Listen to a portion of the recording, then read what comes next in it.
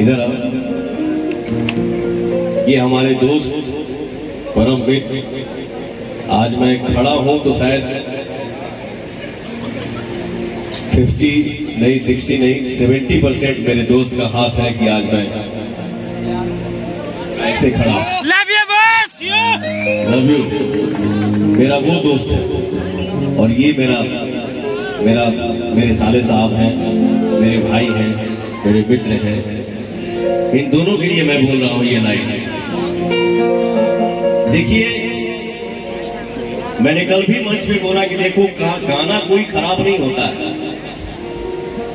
सोचने का ये है कि आप किस सोच में जा रहे हैं, उधर जा रहे हैं, इधर जा रहे हैं, उधर जा रहे हैं। अरे यार, माई अपना बेटा से प्यार ना करे ले,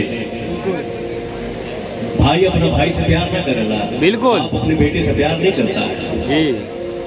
यही भाव है आप दोनों के लिए। हर नजरिए से सब कुछ कहा जाना, जब हमर भाई, जब मेरा भाई खड़ा हो जाना, जब मेरा भाई खड़ा हो जाना। मैं अपने समाज से, अपने भोजपुरिया संसार से यही कहूंगा कि हम भाइयों के ऊपर कभी किसी की नजर न लगे। ऐसे ही हम सबका प्यार बना रहे, ऐसे ही एनर्जी बना रहे और आप सबका प्यार हम सब भाइयों पे बरसता रहे।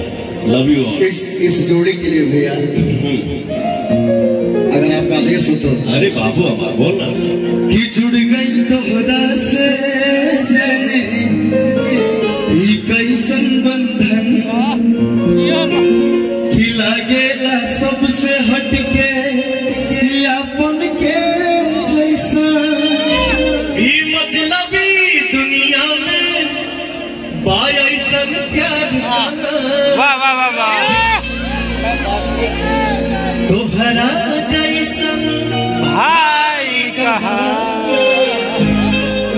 तोहरा जैसन यार कहा, जियो सिंगरे बजा, तोहरा जैसन यार कहा। आज 32वां साल है पवन सिंह का सिंगिंग करते हुए,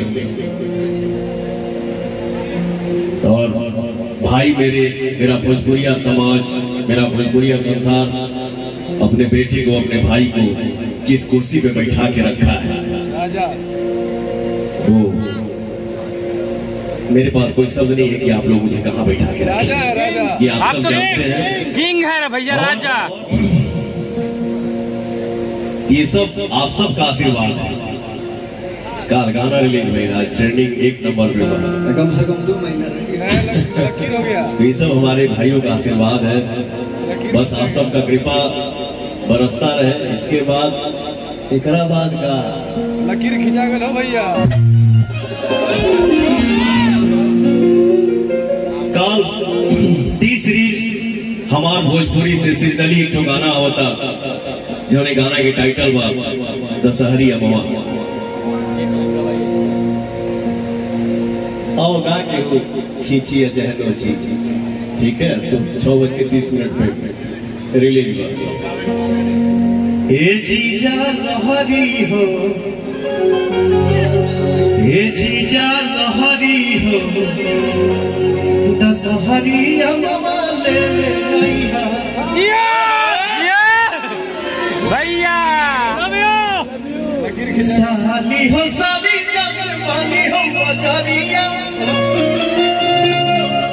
कहा बुझे दरद में आई ही घरिया। दीदिया से कही हो जल्दी लेबे तुम अकेले आइहा, दीदिया से कहिया लेबे तुम अकेले आइहा।